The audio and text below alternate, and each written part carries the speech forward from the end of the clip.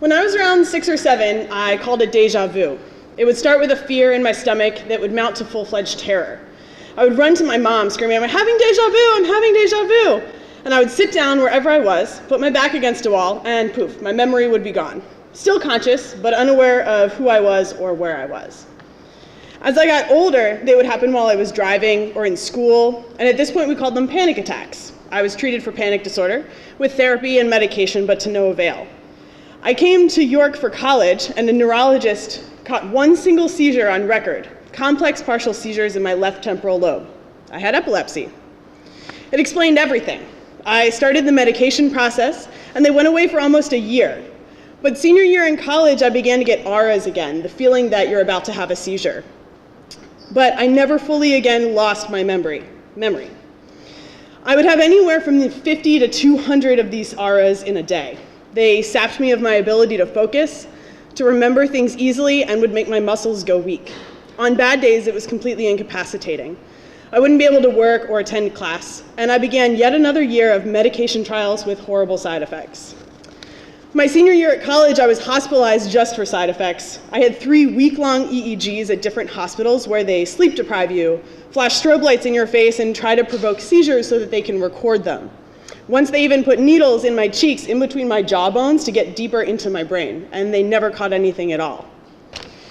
The next step was something called a VNS implant, which works essentially like a pacemaker that shocked my brain every so often, about a minute apart throughout the day. I struggled a lot with having a piece of technology inside of my body, particularly one that nobody had ever heard of. I would wear turtlenecks to avoid having to answer questions about my scars, and I can't even describe to you how cynical I was at that point. And this is where the art started to come in. These are my self-portraits. A set of scars, a busted brain, and that's about it. The one on the far left has the words, "Ask me about my scar," carved into the paint on my implant. People are nosy. And when the implant would go off about once a minute, I would lose my voice, talking momentarily like this, and then it would come back again just like nothing had happened. The electricity created an unpleasant tightening in my throat. And once, when the doctor accidentally turned the voltage up too high, it literally felt like my entire throat was on fire. The art helped me get some of my rage out, but I still felt unheard, misunderstood, and still the implant didn't even work. I had an art show at the Parliament that displayed all of my paintings from this time, and during the opening, I set up a sound installation where a really obnoxious buzzing noise would go off for 8 seconds every minute so that viewers' thoughts and conversations would be disrupted every time that mine were when my implant went off. It was the first time I really felt like I was able to convey the overwhelming depth of what I was going through. I also created one of my first sculptural pieces, a mobile made out of pills and pill bottles displaying the side effects that each drug might induce. I had so many pills left over from trying drugs that didn't work, and I wanted to make them into something beautiful despite the torture that they actually represented to me. I was obsessed with my disease. I spent a lot of time in the blackness of the internet researching what might be next for me, like depth electrodes where they drill holes in your skull and insert long wires to pick up deep activity in your brain. I was fascinated instead of scared by the horrible things that I might have to go through, and I found satisfaction in representing them in paint, especially when they really grossed other people out. In the summer of 2012, I knew that I was going to have a temporal lobectomy the next year. I had an uncontrolled case of epilepsy, and it was the final step. For a month at the Vermont Studio Center, painting wasn't even interesting to me anymore, and so instead I built a huge model called Perform Your Own Brain Surgery. It was a model of my head with 3 layers. You could lift the hair to reveal a huge nasty scar complete with oozing blood. I would push red paint through a cow syringe into a piece of tubing with holes in it to create this effect. And then lift the scarred skin and you would reveal the brain, where you could literally remove the blackened temporal lobe.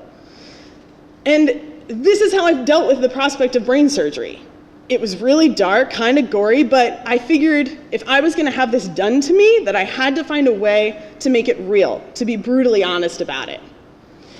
After I came home from my 3rd in-hospital video EEG at Johns Hopkins, after I came home, I had my 3rd in-hospital video EEG at Hopkins. And this is the trip that finally turned out to be what both destroyed me and then sent me on to the path where I am today. At the end of the week, the doctor came into my room and told me that I did not have epilepsy. I had a psychological condition called conversion disorder. He literally said, "Go home, start doing yoga, go to therapy, and you'll be fine. My life had been built around this identity of epilepsy. I had a medical alert bracelet and an Epilepsy Foundation tattoo. And now I had to explain to everyone that the last 3 years of heartache had all been in my head. Conversion disorder happens when your body creates physical symptoms to deal with psychological stress, in my case, depression. I was severely depressed and I had no idea. And you can imagine that after losing my identity, at first I got even more depressed. I did cognitive behavioral therapy for a year and got better, and started doing yoga, which healed the connection between my body and my mind. And in 2013, I had my implant removed barely a year after having it. My undiagnosis and eventual rebuilding of my life happened to coincide with my fellowship year at Marketview Arts. In the beginning of that year, I was going to have brain surgery, and at the end, I didn't even have my implant anymore. And I worked through this transition by creating art. And while it's certainly not the best quality art that I've ever made, it's definitely the most passionate. I was told while dealing with my epilepsy in college to find a way to connect my personal life to painting.